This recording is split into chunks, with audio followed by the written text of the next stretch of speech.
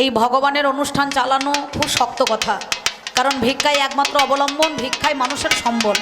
তাই প্রতিটা আমার কমিটি দাদারা আপনাদের কাছে যাবেন, আপনারা মানে মাধুকরী করতে যাবেন, ওনারা যে যা পারবেন ভগবানের নামে কিছু কিছু আপনারা দেবেন বা সাহায্য করবেন। কারণ দেখবেন মন্দির যা জায়গায় ভালো ভালো জিনিস সব কিন্তু মঠ এগুলা আমাদের দানের ওপরে বা ভিক্ষার ওপরেই চলে না, কি বলছেন? হ্যাঁ হ্যাঁ, কারণ আপনারা যে যেমন পারবেন যান দাদা, আপনারা যে যেমন পারবেন আমার কমিটি দাদাদের সাহায্যের হাত একটুখানি বাড়িয়ে দিয়েন। কারণ আপনারা যেমন যেমন দেবেন তবে কিন্তু গোবিন্দ সেবা হবে না, কি বলছেন? তাই না? তাহলে কেন বললাম সাগরে নামতে লাগে ভয়, আগে সন্ধানী করো জয়, গুরু তত্ত্ব না জেনে নামা বড় দায়। গুরু তত্ত্ব না জেনে নামা বড় দায়। এই দেখ অবশেষে হবে যে ক্ষয়, ওরে অবশেষে হবে যে ক্ষয়, আসলে কাজ তো পাবে না।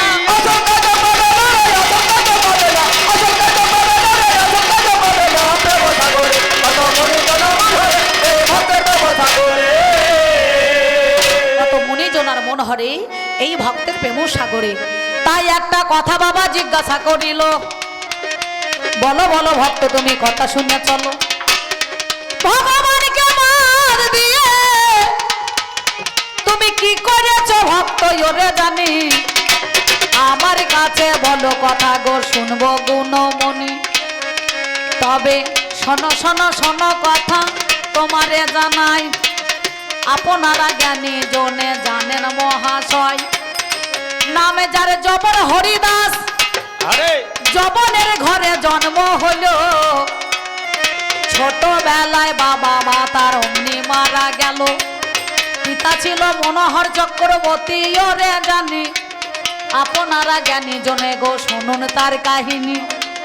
ডায়রিয়া কলেরা মহামারীতে পিতা মাতা তার প্রাণে মারা যায়, মুসলমানের বাড়িতে সেজন লালন পালন হয়, সনাতন ধর্মের ছেলে সেজন ওই মুসলমানের বাড়িতে গিয়ে মনে করুন সেজন তাকে নিয়ে চলে যায়।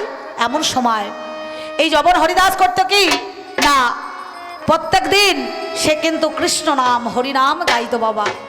আর মুসলমানরা বলতো 5 ওয়াক্ত নামাজ পড়তে হবে, আল্লাহ বলতে হবে, রসুল বলতে হবে, তাকে ডাকতে হবে। সে বললো আমার দ্বারাই হবে না। ওই হরিদাসকে 22 বাজারে বেত্রাঘাত মেরেছিলেন, বলে হরিনাম ছাড়, এই হরিনাম তুই বন্ধ করিয়ে দে। সে কি করলো না, তাকে গঙ্গার জলে ফেলে দিয়েছিল নাকি, ভাসতে ভাসতে চলে গেল। একদিন কি করলেন না, ওনাকে দীক্ষা দিলেন। দীক্ষা দেওয়ার পর তিনি কি করলেন, ওই বেনাপোলের জঙ্গলে সেজনে চলে গেল, সেখানেতেই একটাই আমার আশ্রম করিল, অমনি কুঠুরি নির্ণয় করে সেজনে বসবাসী করে। হায় আপনারা জ্ঞানী জনে জানেন মহাশয়, ওই বেনাপোলের জঙ্গলে তিনি একটা কুঠুরি নির্ণয় করে, কারণ কি করলেন না, গোবিন্দের চরণে তার দেহটাকে সঁপে দেওয়ার জন্য তিনি 3 লক্ষ বার নাম জপ করতেন না, কি বলছেন? কেন 3 লক্ষ বার নাম কেমন করে জপ করতেন? 1 লক্ষ বার করে, 1 লক্ষ বার উচ্চ স্বরে, আর 1 লক্ষ বার মালার মধ্যে ওরে 3 লক্ষ বার নাম জপ করতো সুরে সুরে। হরে কৃষ্ণ কৃষ্ণ কৃষ্ণ হরে হরে, হরে রাম রাম রাম হরে হরে। হরিদাস সেজন্য নাম জপ করিল। এই হরিদাসের নামকে ভাঙাবার জন্য, তারকে টলাবার জন্য এক রমণীকে পাঠিয়ে যেছিল। সেই রমণীটা কঞ্জনা বাবা জানেন মহাশয়, নাম যার লক্ষ হীরা জানেন তা সবাই। যার কাছে গেলে পরে 1 লক্ষ টাকা ছাড়া যাওয়া বাবা অমনি যেত না। তুমি শোনো ভগবান শোনো,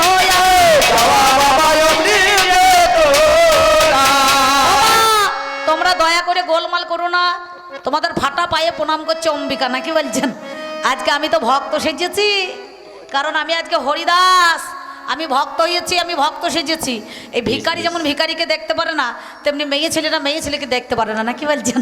তাই তো বলছি তুমি রাগ করো না, আমায় ভুল বুঝো না, তুমি রাগ করো না, আমায় ভুল বুঝো না।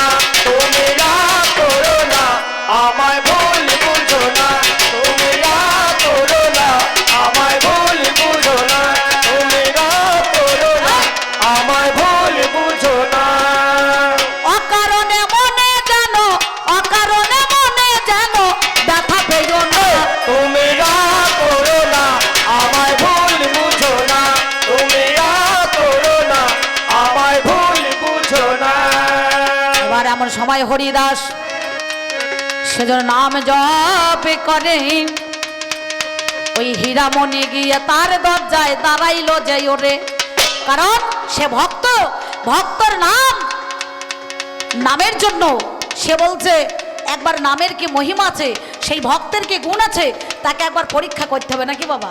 কারণ সেই ভক্তকে একটুখানি দেখতে হবে সে কেমন ভক্ত, তাকে তার নাম থেকে বঞ্চিত করতে হবে। এমন সময় কি করিল, হীরার কাছে খবর চলে যায়, যদি 3 লক্ষবার নাম জপ করার পরে আমি সময় পাই তবেই তো হবে দেখা তোমার সঙ্গে জানি, শোনোই আমার ও রমণী তুমি গুণমণি। এই কথা সেদিন আমার কানেতে পৌঁছালো। এমনি আমার দেখো হরিদাসে বলো 3 লক্ষবার নাম জপ করতে করতে তার সময় চলে যায়, লক্ষ হীরা এমন সময় ফিরে গেছে রে ভাই। আবার দেখো পরের দিন আমার হীরা চলে এলো, কৃষ্ণ নামে গাইছে মুখে হরিদাস ভালো। আবার দেখো খবর গিয়েছে হরিদাস যে আসে, হরিদাসের কাছে লক্ষ হীরা পৌঁছিয়ে গিয়েছে। এমন সময় আবার সময় যখন চলে যায় ওই লক্ষ হীরা ফিরে গেছে গো আপনাদের জানাই। 2 দিন গেল, 3য় দিনে হীরা মনেতে ভাবিল এমন কি বা অমূল্য রতনের সন্ধান পেয়েছে বলো। আমার কাছে যেতে চাইলে 1 লক্ষ টাকা মুদ্রা ছাড়া 1 রাত্রি নিশি যাপন কেউ তো করতে পারে না। হয় নিত্য ধন আর অনিত্য ধন আপনাদের জানাই, তাহলে আমার চেয়ে কি বা অমূল্য সম্পদ পেয়ে গেছে জানি। হরিদাসের কাছে খবর নিতে হবে শুনি। এইবার 3য় দিন যখন চলে যায় হরিদাসের পায়েতে গিয়ে লুটিয়ে পড়ায়, বললাম আমি দেহ ব্যবসা করি, 1 লক্ষ টাকার স্বর্ণ মুদ্রা দেয়, টাকা করি দেয় 1 রাত্রি নিশি যাপনের জন্য, কিন্তু তুমি কি অমূল্য সম্পদ পেয়েছো। সেদিন তার দেহ ব্যবসা ছেড়ে দিলেন, ওই হরিদাসের কাছে গেল, ভক্তর কাছে জিহ্বালিঙ্গের দ্বারাই কর্ণজনিতে বাঘ ব্রহ্ম বস্তু দিয়ে মাতার চাচর কেশ মুড়িয়ে সে বৃন্দাবনে চলে গেল। কৃষ্ণ প্রেমানন্দে একবার হরি হরি ভালো। বৃন্দাবনে গিয়ে সবাই কি বলছে, সেই চাচর কেশ মুড়িয়ে দিয়ে সেই হীরামণির কেশে হরিদাস বলল আজ থেকে তুমি যে দেহ ব্যবসা করেছো তোমার সেই স্মৃতি সব চলে গিয়েছে, তোমার এই কেশেতে সেদিন দেখবেন চামর হয়ে যাবে আর সব দেবতার কাজে লাগবে। আরতি করা হয় বাবা, দেখবেন হয় না ঠাকুর মশাই। তাহলে এইটা ভগবানকে বাদ দিয়ে আমার ভক্ত দেখো তৈরি করিল, আমার ভক্ত দেখো তৈরি করিল। যেমন মোবাইল আর ভগবানের হাতে বাসি ছিল বলে এই ভক্তটা মনে করুন একটা মোবাইল তৈরি করলো। মোবাইল ছিল ভগবানের কাছে, করোনার ভ্যাকসিন ভগবান বাঁচিয়েছে। ওরে আমার তুমি, তোমার জন্য ভাত খাই না কেঁদে কেঁদে 9.5 দিন আমি, যার বেশি ডোজ পড়েছে চলে গিয়েছে। ভগবান হয়ে কটা ভক্তকে বাঁচাইতে পেরেছে, হ্যাঁ পেরেছে। ভগবানকে বাদ দিয়ে কি করিয়েছো, আমরা সব কিছু করিয়েছি। ভগবানকে এখন মোবাইলের ভেতরে ঢুকিয়ে ফেলেছে।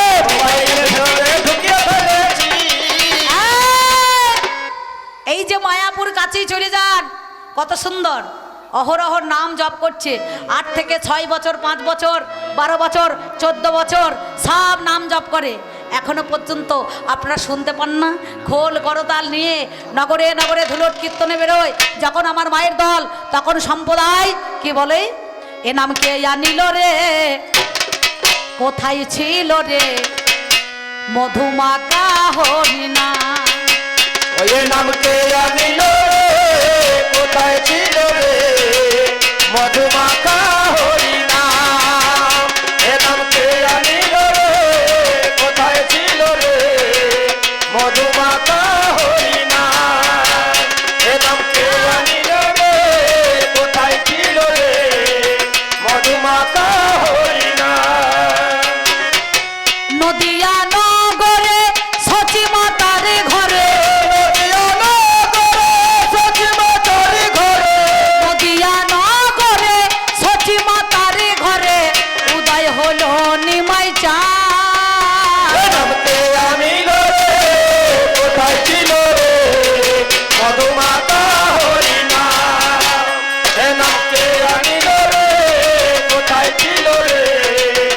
মধুমাখা হরিনাম।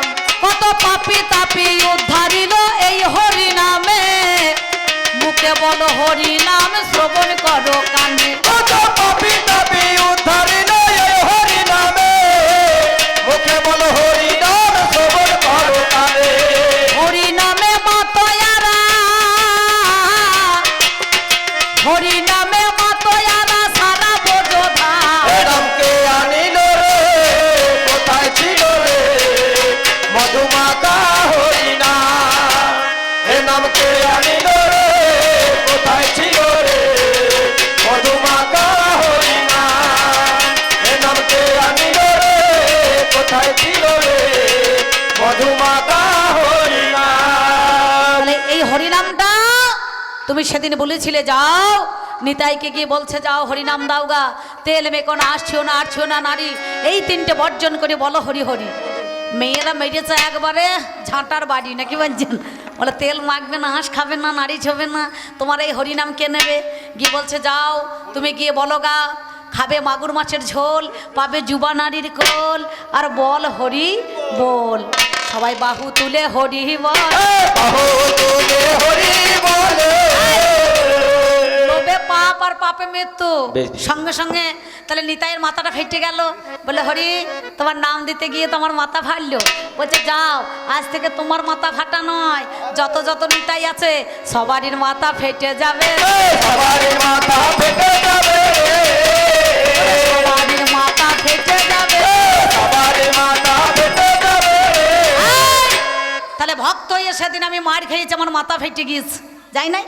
তাহলে এখানে ভগবান ছিল, তোমার নামের মহিমা, তার গুণগান করতে গিয়ে আমার মাথাটা যে ফেটে গেল।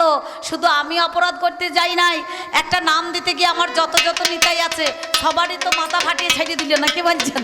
হ্যাঁ হ্যাঁ, তাহলে তুমি চিন্তা করে দেখো, তোমাকে বাদ দিয়ে ভগবান সেদিনই চলে গেলাম। আমি তোমার কাছে কথাই আজ এবার জানাইলাম। এইবার বলছে কোন দিন থেকে ভক্ত হইলে তুমি গো তোমার কাছে গাই, তুমি যেদিন থেকে ভগবান হইলে এই না ধরাই, সেদিন থেকেই আমি ভক্ত হইয়ে গেলাম জানি, তবে সখ্য ভাবের ভক্ত আমি জানেন মহাজ্ঞানী। তোমার মনে পড়ে না তোমার আত্মমর্যাদা রেখেছিলাম, গোসিংহ দৈত্যকে তুমি কথা দিয়েছিলে, আজকে আমি যজ্ঞ করছি, আমার এই যজ্ঞতে যে যা চাইবে আমি তাকেই দান করব।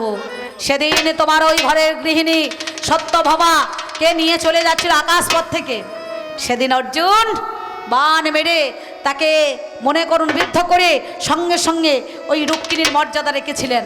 সে বলল আজ থেকে আমি তোমার দেহ ধরে আলিঙ্গন করলাম, তুমি আমার সখা, তুমি আমার বন্ধু, তোমাকে আমি দিলাম দেখা, তুমি যেদিন বিপদে পড়বে আমাকে স্মরণ করলে আমি সেই বিপদ থেকে রক্ষা করব, বিপদ থেকে রক্ষা করব।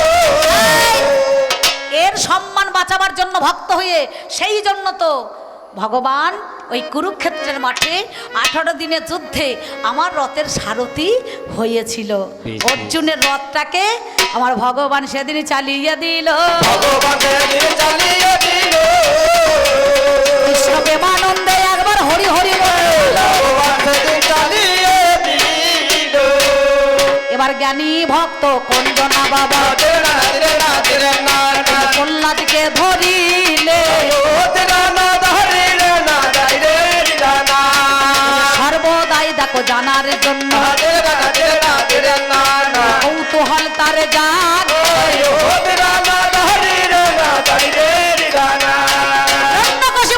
ভগবানের বিরুদ্ধে ছিল। সে বলল তোমার কোথায় ভগবান, রণে বনে জনে জঙ্গলে তুমি কি দেখাইতে পারবে? কৃষ্ণ নাম করছিল, তাকে আশ্রমে দিল, বলে এক কাজ করো, ওই আশ্রমে দিয়ে কৃষ্ণ নাম করার জন্য বলে কয়েকি না, বলছে কয়েকি না কয়ে কৃষ্ণ, গয়েকি গোবিন্দ, ভয়েকি ঘনশ্যাম, ভয়েকি খগেন্দ্র নাকি বলছেন? হ্যাঁ, তাহলে খগেন্দ্র বলে সর্বনাশ, এ তো কৃষ্ণ নাম করছে রে, একে জলে ফেলে দে, জলও ডোবাইতে পারে না, পেরেছে? আগুনে ফেলে দে, আগুনও পোড়াইতে পারে নাই, খেপা হাতির তলায় ফেলে দে, খেপা হাতিও পেটে পা দিয়ে মারতে পারে না, তাকে সুরে করে নিয়ে নাচতে লেগে গিয়েছে, লাগে না? হ্যাঁ, সঙ্গে সঙ্গে এই হিরণ্যকশিপুরের কাছে খবর চলে গেল, তোমার ছেলে মরে নাই। এত চেষ্টা করেও তাকে নাম আমি ছাড়াতে পারি নাই।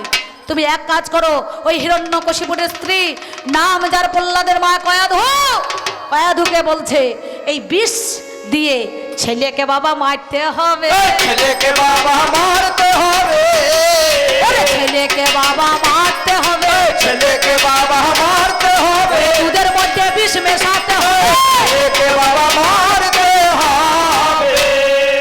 হিরণ্যকশিপুরের স্ত্রী প্রহ্লাদের মা কয়াধু বলছে, বাবা রে আমি কাজের অবসরে তোকে খেতে দিতে পারি না, আয় আমার মনে বড় আশা, আজ তোকে একটুখানি তোর বদনে আমি একটুখানি দুগ্ধ দিয়ে দিই। স্বামীর আদেশ কর্তব্য থেকে পালন করার জন্য স্ত্রীর ধর্ম, এদিকে মাতৃত্ব স্নেহ, সঙ্গে সঙ্গে ওই দুধ বাটিতে বিষের সঙ্গে মিশিয়ে সেদিন খাওয়াতে গিয়েছে। আর নরসিংহ মূর্তি ধারণ করে অর্থাৎ নৃসিংহ রূপ ধারণ করে সেদিন নক্কের দ্বারায় বুক চিরিয়ে ভগবানকে নেমিয়ে নিয়েছে। ভগবানকে নামিয়েছে, নামের গুণী তো হরি নামে, হ্যাঁ। নামের গুণী তো হরি নামে, নামের গুণী তো হরি নামে। এই যে নবদ্বীপের কাছে দেখবেন না, একটু পেরিয়ে যেতে হয় ঠাকুর বাড়ি, যেটা নৃসিংহতলা নাকি বাবা, নরসিংহ মূর্তি নাই এখনো পর্যন্ত। চিন্তা করে দেখুন তো, তাহলে এই ভক্তের জন্য ভগবান নেমে আসতে বাধ্য হয়েছে। যদি সোজাসুজি ভগবান না আসে, পাঁচনের বাড়ি নাচন দেখাইতে হবে, বুঝতে পারছেন? নাচন দেখাইলে ভগবান আমার চলে আসবে। ভগবান চলে আসে। আপনারা এই অজ্ঞান মাসে হয়ে গেল পয়লা দোসরা, যেটা আমাদের মনে করুন ওই বটডাঙ্গার মেলা হয়, জানেন তো?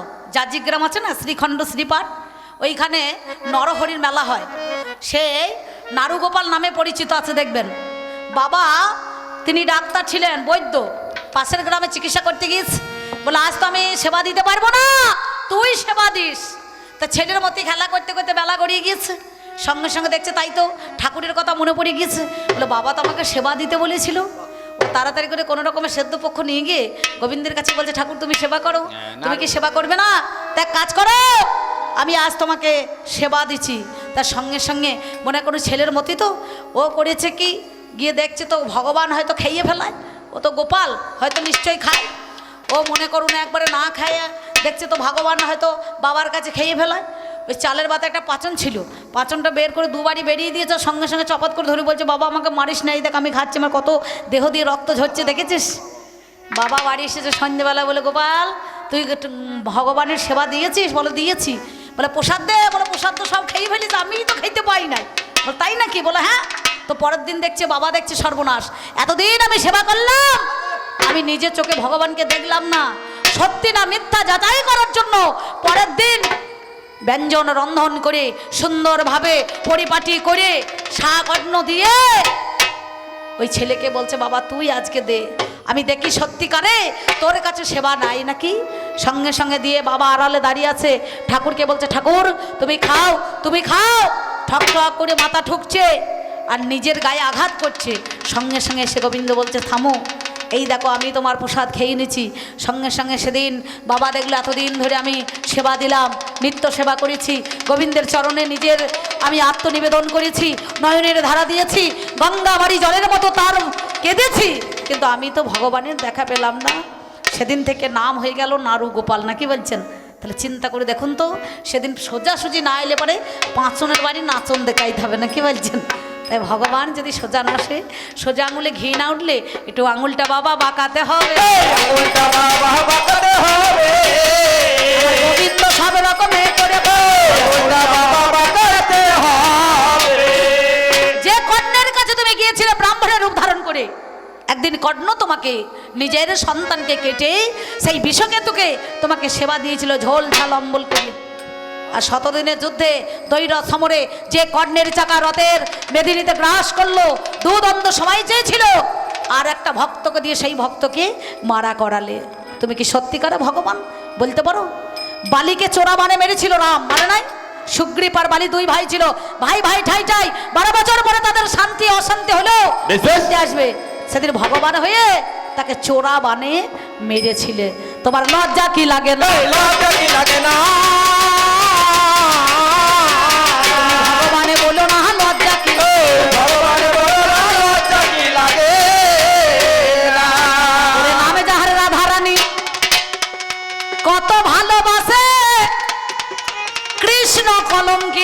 তাকে বৃন্দাবনে সবে। কিন্তু এত ভালোবেসে যে তোমাকে মান ভিক্ষা দিয়েছিল, তাই না রাধারানী?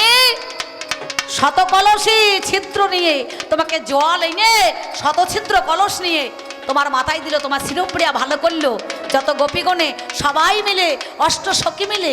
আর তুমি কি করলে?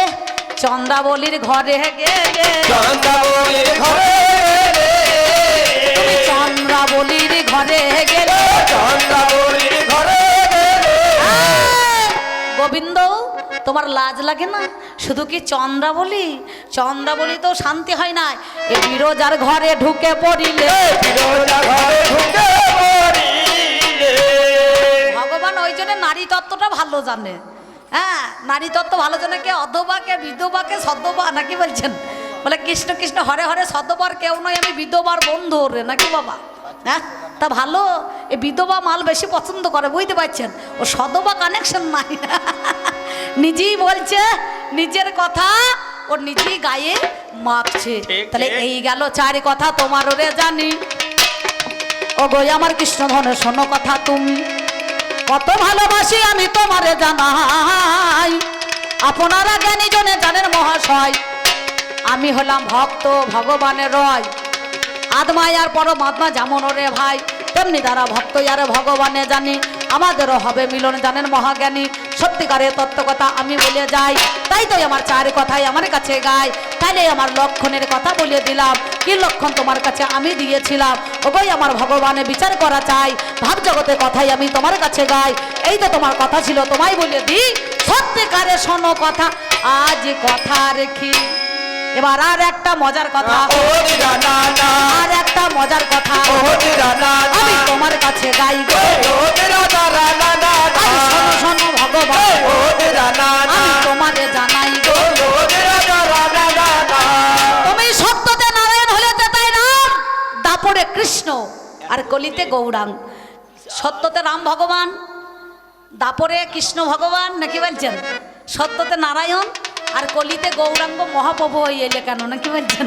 তিনি যুগ যুগ ধরে অবতরী নয় অবতার হয়ে এসেছিলেন। কেন? সেদিন কি করেছিলেন? শিরাধার প্রেম ঋণ শোধ হবে সেদিন, নবদ্বীপে যেদিন গৌর হবেন হরি। শঙ্খ নয়, চক্র নয়, গদা নয়, পদ্ম নয়, কলিযুগে প্রেম হবে আমাদের একমাত্র অস্ত্র। তুমি কাঁদবে ঘরে বসে, আমি কাঁদবো দেশে দেশে, জগৎবাসী দেখিবে সবাই। এই ভক্তর মতনই একজন এসেছিল, কে বলুন তো? সেই সুদাম দাম বসুদাম। তিনি কি করুন না, সুবল সেই দাপনের মধ্যেখানে সে কি হলো না, সুবল সখা হয়েছিল কলিতে চণ্ডীদাস। আর রামী হলেন কি না, সে হচ্ছে গিয়ে কুঠিলা।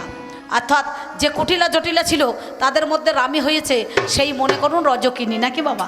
এই রাধাকৃষ্ণের প্রেম দেখে তারা না থেমে কলিযুগের মধ্যেখানে এরাও এসেছে, এরাও এসেছে। তুমি ভগবান, তুমি সেই ঋণ কি শোধ করতে পেরেছো? তুমি চিন্তা করে দেখো তো। তুমি যে বলছো আমি শিরাধার প্রেম ঋণ শোধ হবে সেদিন, নবদ্বীপে যেদিন গৌর হবে হরি, সত্যি যদি বিষ্ণুপ্রিয়া ঋণকে শোধ করতে ভগবান হয়ে তুমি সেই ভক্তের মনোবাসনা পূর্ণ করতে, তাহলে বলো নবদ্বীপ পরিত্যাগ করে কাটুয়ার কাঞ্চন নগরে ঘিরে মধু নাপিতের কাছে মাতার কেশ মণ্ডনী করে গো, আমার জীবের দ্বারে দ্বারে ভগবানে গেল। একটা 8 বছরের মেয়ে দেখো নারায়ণী ছিল, নারায়ণী যে শিবাসাঙ্গিনায় বাল্য বিধবা হয়েছিল, 8 বছর বয়স ছিল। বৈকুণ্ঠ দাস স্বামী ছিল, কুমার হট্টনগরে গ্রাম ছিল, ননীল পণ্ডিতের মেয়ে ছিল, নাম যার নারায়ণী গো। একদিনে গৌর হরি যায়,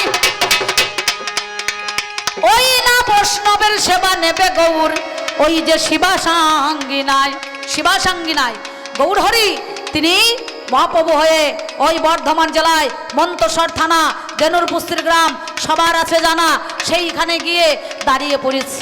শিবাসকে বলছে আমি তোমার দ্বারে এসেছি, আজকে আমি সেবা নিতে চাই। শিবাস বলছে গৌর হরি আমার তো সেবা দেওয়ার মতো কিছু নাই, আমার তন্ডুল বলতে নাই, আমার করি নাই, আমি কেমন করে তোমাকে সেবা দেব? নারায়ণী বলছে কাকা তুমি ভেবো না, তুমি ভেবো না, ভেবো না, তুমি ভেবো না,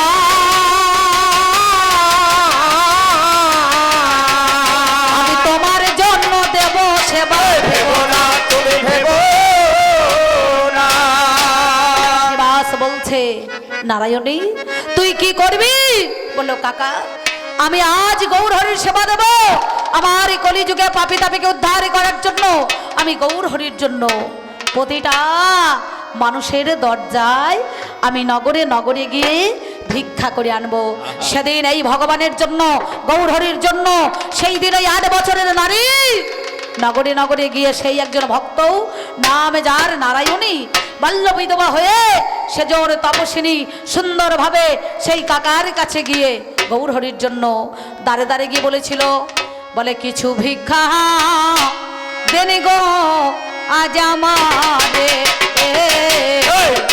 কিছু ভিক্ষা দেনে গো আজ আমারে, কিছু ভিক্ষা দেনে গো আজ আমারে। আমার গৌর হরির হবে সেবা মা আপনাদের দ্বারে। কিছু ভিক্ষা দেনে গো আজ আমারে, কিছু ভিক্ষা দেনে গো আজ আমারে। সেদিন নারায়ণী কি করিল? নগরেতে গেল, আমার আঁচল পেতে ঝোলা নিয়ে ভিক্ষা যে করিল, ভিক্ষা নিয়ে এসে আমার কাকার কাছে দেয়। এবার কাকার কাছে যখন দিল আপনাদের জানাই নারায়ণী স্নান আমার করতে গেল, হাই কাকাই আমার রন্ধন করেছে আপনাদের কাছে গায়। এবার মহাপ্রভু সেবা নিয়ে রাস্তা দিয়ে চলে গেল। শিবাসের কাছে এসে নারায়ণী কহিতে লাগিল, কাকা সবাই গৌর হরির প্রসাদ পেল, আমি কেন বঞ্চিত? ভালো তোমার কাছে গাই, বলো দেখি কাকা তুমি কোথায় গৌর হরি, তুমি বলো তো আমায়। সেই সময় কাকা বলে সময় আমার ঠাই, ওই দেখো রাস্তা দিয়ে গৌর হরি যায়। সেদিন নারায়ণী কত বড় থে ভক্ত হয়ে ছুটতে ছুটতে গিয়ে গৌর হরির কাছে গিয়ে বলছে, গৌর হরি তুমি আমাকে তোমার প্রসাদ দাও, প্রসাদ থেকে বঞ্চিত করলে কেন? ওই সঞ্চিত ধন আমি করতে চাই গ্রহণ। নারায়ণীকে বলছে আমার তো আর প্রসাদ নয়, এই অধর তাম্বুলের মধ্যেখানে বয়ানে পানের চিবাচ অর্থাৎ পানের পিস, সঙ্গে সঙ্গে এই পিসটা হাতের মধ্যে দিয়েছে থু করে। নারায়ণী সঙ্গে সঙ্গে ওই পানের চিবা খেয়ে নিয়ে ধীরে ধীরে আশ্চর্য ঘটনা হলো, তার 5 মাস গর্ভ বেড়ে গেল। পাড়ার যত ভক্তবিন্দু নারীরা এসে বলছে, বাবারে সদবা নয়, এ তো কুমারী নয়, বিধবা রমণী, এর সন্তান কেমন করে ধরে? সেদিন শিবাসের কাছে যখন কানে খবর চলে গেল, ওই কাটোয়ার কাছে দাঁই হাট আছে আপনারা জানেন, দাঁই হাটের ঘাটে গিয়ে একটা দড়ি কলসি নিয়ে কলসিটাকে দড়ির সঙ্গে বেঁধে দিয়ে নিজের গলায় বেঁধে যেই ঝাঁপ দিতে গিয়েছিল, সঙ্গে সঙ্গে বলছে তুমি মরো না, তোমার আমি কলঙ্ক মোচন করব। তাহলে চিন্তা করে দেখো, যে তোমার সেবা দেওয়ার জন্য যে নগরে নগরে গেল, ভিক্ষা করে আনলো, তোমার সেবা দিল, তুমি ভগবান হয়ে সেই ভক্তকে লোকের চোখে দোষী করে তাকে কলঙ্কিনী বানিয়ে দিলে। যদি কোনো বিধবা গর্ভে সন্তান আসে, তাহলে সেই ভক্তের বেঁচে থাকার চাইতে মরাই অমনি ভালো হবে, মরাই অমনি ভালো হবে। তুমি নিজের ঘরে কে আছে?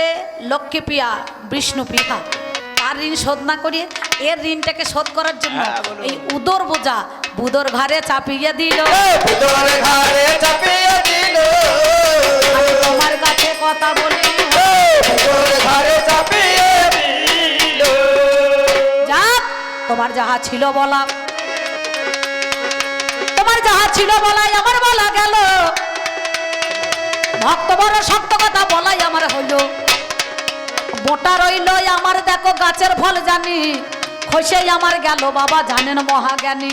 তাহলে নয়নের ধারায় আমাদের খসে যায়, গুরু সহস্বরে থাকে, আর্ধেকটা দীক্ষা গুরু শিক্ষা গুরুর কাছে, সেই দেখো নিতে হয়, কিলিং মন্ত্র দেখো প্রভু বলতে নাই। এই কথাটাই শক্ত হলো, বিচার করো কেন, তোমাকে দিয়েছি আমি ছেড়ে বিশ্বের মাঝখানে, ওরেই আমার ভগবান বিচার করা চাই, ভক্তই আমার সবই কিছু করিল ধরায়, তার প্রমাণ দিয়ে দিলাম। শোনো গুণমণি তোমার কাছে বলি কথা শুনে চলো এখনই, অন্য থেকে আমি দেখো ভক্ত হয়ে যাই। যেদিন থেকে ধরাই ভগবান মিথ্যা বলি না। ব্যাস, আমি আর বেশি কিছু বলবো না। বেশি কিছু বলবো না।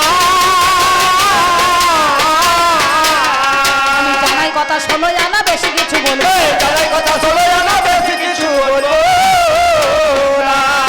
তাহলে সেদিন দাসত্ব করেছিল হনুমান, বুক চিরিয়ে দেখেছিল রাম সীতার যুগল মূর্তি দেখায় না। হনুমান অঞ্জনা সেই মনে করুন পুত্র, নাম যার পবন পুত্র হনুমান। হ্যাঁ, সেদিন লক্ষণ একদিন সীতা মাতা তাকে একটা মুক্তোর মালা দিয়েছিল। চারিদিকে তাকিয়ে দেখলো কোথায় রাম নাম নাই, আছে রাম নাম লেখা নাই। সে আজও পর্যন্ত ওই ভগ্ন সেতু তীরেই সঙ্গে সঙ্গে গিয়ে কান্নাকাটি করছে। আর কি বলছে, হ্যাঁ কি বলছে বলুন দেখিনি।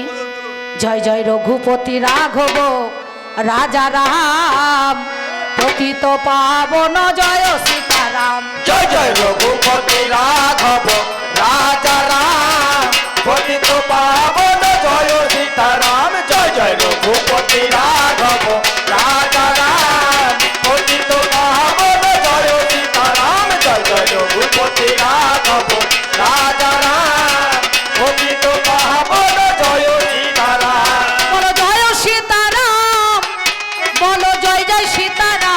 अरे जय सीताराम, जय जय सीताराम। जय जय रघुपति राघव राजा राम, पतित पावन जय सीताराम। जय जय रघुपति राघव राजा राम, पतित पावन जय सीताराम। जय जय रघुपति राघव राजा राम, पतित पावन जय सीताराम। जय जय रघुपति राघव राजा राम, পতিত পাবন জয় সীতারাম। ওই হনুমান বলেছে দাস্য ভাবের ভক্ত, আমি ঘর নেব না, বাড়ি নেব না, কিছুই না।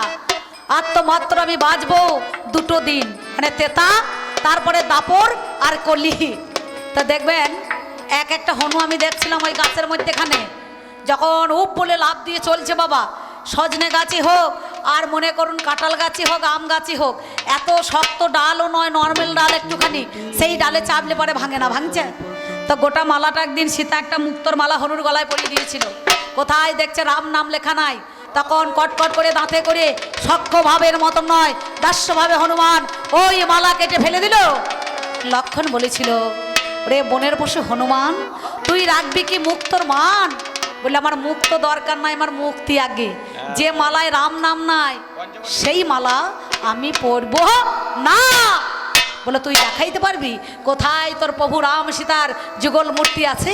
নখের দ্বারায় বক্ষ চিরে দেখিয়ে দিল ওই রাম সীতার যুগল মূর্তি হৃদয়ের মধ্যে ভরে রেখেছে, হৃদয়ের মধ্যে ভরে রেখেছে, হৃদয়ের মধ্যে ভরে রেখেছে, হৃদয়ের মধ্যে ভরে রেখেছে। বলি কথায় আজ সবার মাঝে হৃদয়ের মধ্যে ভরে রেখেছে।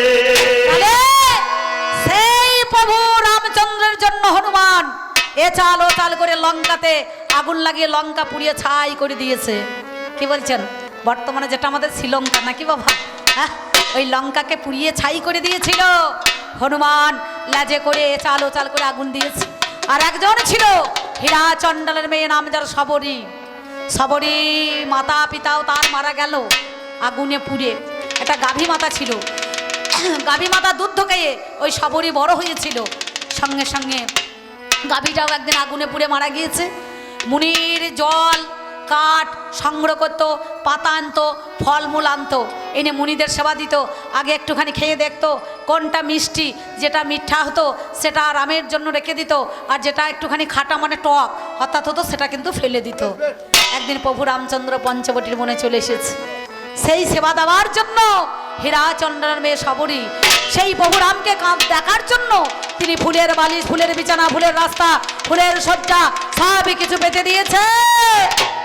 আর প্রভু রামচন্দ্রের জন্য কেঁদে কেঁদে বলেছিল, পঞ্চবটির পাতায় পাতায় তোমার নামটি লেখা, আবার কবে আসবে ঠাকুর, কবে পাবো তোমার দেখা, আমি কবে পাবো তোমার দেখা।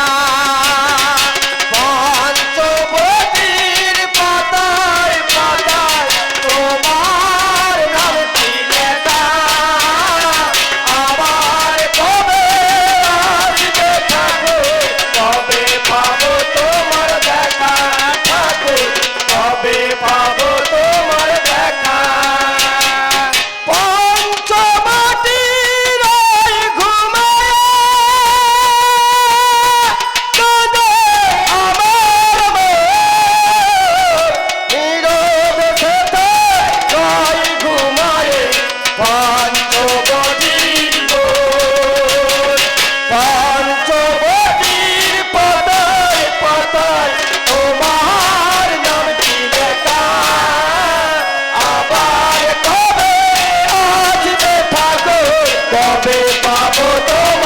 আকাঙ্ক্ষা গো কবে পাবো তোমার দেখা সেদিন ওই সবরি ফলটাকে নিয়ে এসে আগে খেয়ে প্রভু রামচন্দ্রের জন্য বদনে দেওয়ার জন্য তিনি কিন্তু ছটফট করিতে করে নাই।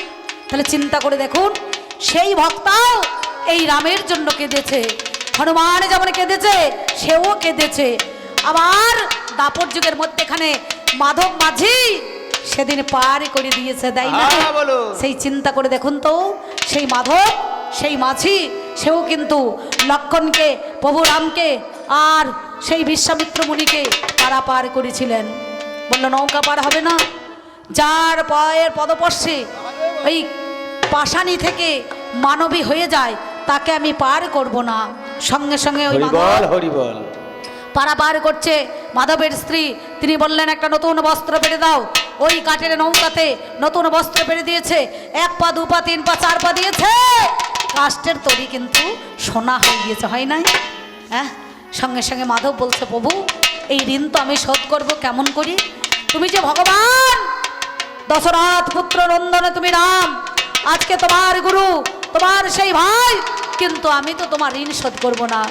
বলে এ জন্মে নয়, তুমি পরজন্মে, আজ তুমি মাধব মাঝি হলে সেদিন মধু নাপিত হয়ে আমার ঋণটাকে শোধ করবে।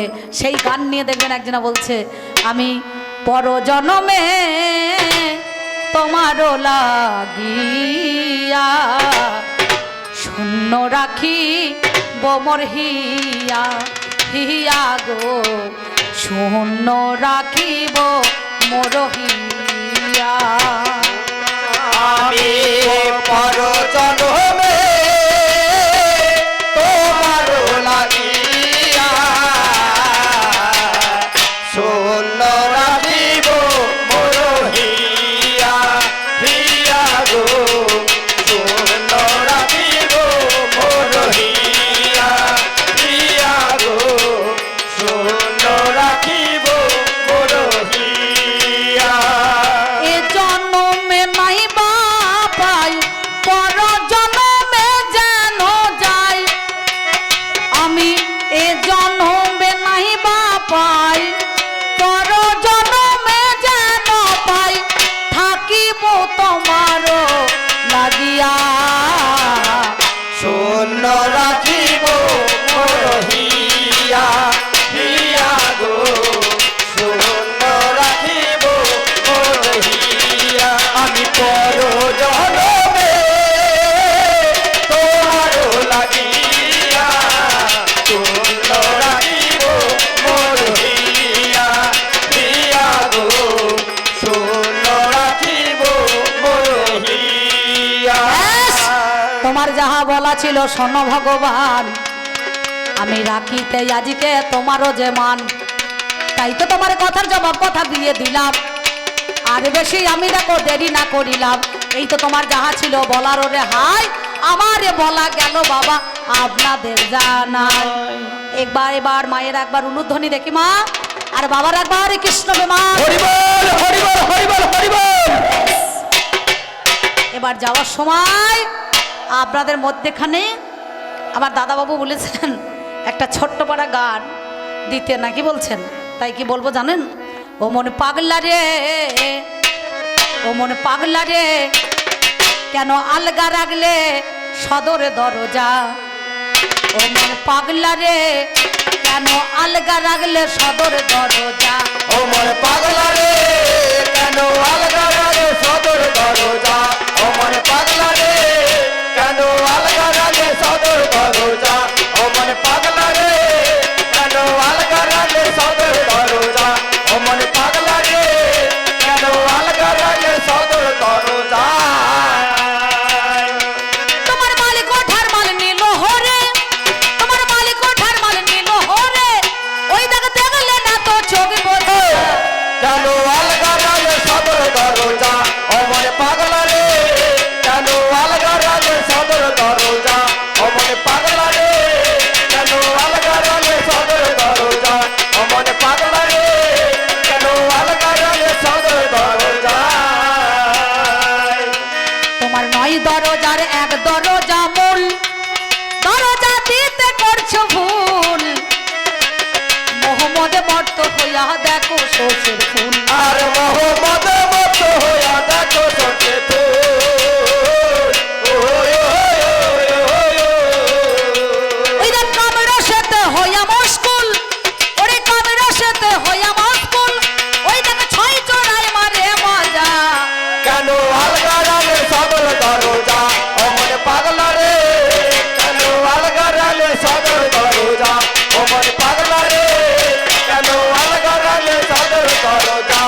অমন পাগলা রে কেন আলগা রাগে সদর দরজা অমন পাগলা রে কেন আলগা রাগে সদর দরজা যোগান দিতে কামড়িপুর খাদ্য হইয়া ধর্মের অবাধ্য অশুদ্ধ করেছ ঘরের ভোগের নৈবেদ্য আর আছে ঠোকরে তো ঘরে ভোগের নৈবেদ্য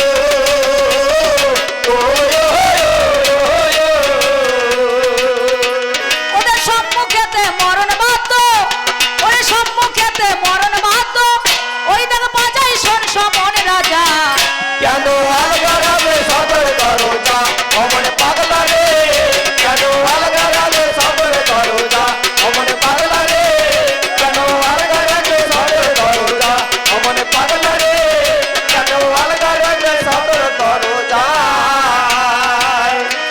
অধম অসীমি বলে থাকতে সুসময় পাহাড় লাগাও দরজায় যাই আছে তাই সামাল করো ধরো গুরুর পায় আর যাই আছে সবার করো ধরো গুরু পায় আয় আয় আয় আয় সে আয় রক্ষা পাবে ভাবার কি পাই ওরে রক্ষা পাবে ভাবার কি পাই ওই দেখ মন হলে সরল সোজা কেন আলগা রাগে সদর দরজা অমন পাগলা রে কেন আলগা রাগে সদর দরজা অমন পাগলা রে কেন আলগা রাগে সদর দরজা অমন পাগলা রে কেন আলগা রাগে সদর দরজা অমন পাগলা রে কেন আলগা রাগে সদর দরজা অমন পাগলা রে কেন আলগা রাগে সদর দরজা অমন পাগলা রে কেন আলগা রাগে সদর দরজা অমন পাগলা রে কেন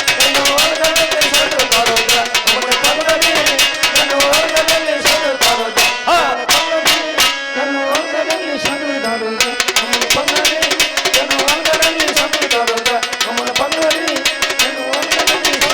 কেন আলগা রাগে সদর দরজা অমন পাগলা রে কেন আলগা রাগে সদর দরজা অমন পাগলা রে কেন আলগা রাগে সদর দরজা অমন পাগলা রে কেন আলগা রাগে সদর দরজা অমন পাগলা রে কেন আলগা রাগে সদর দরজা অমন পাগলা রে কেন আলগা রাগে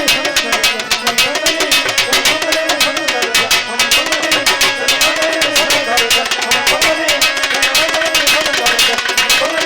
কেন আলগা রাগে সদর দরজা ও মনে পাগলা রে কেন আলগা রাখলে সদর দরজা অমন পাগলা রে কেন আলগা রাখলে সদর দরজা অমন পাগলা রে কেন আলগা রাগে সদর দরজা অমন পাগলা রে কেন আলগা রাগে সদর দরজা অমন পাগলা রে কেন আলগা রাগে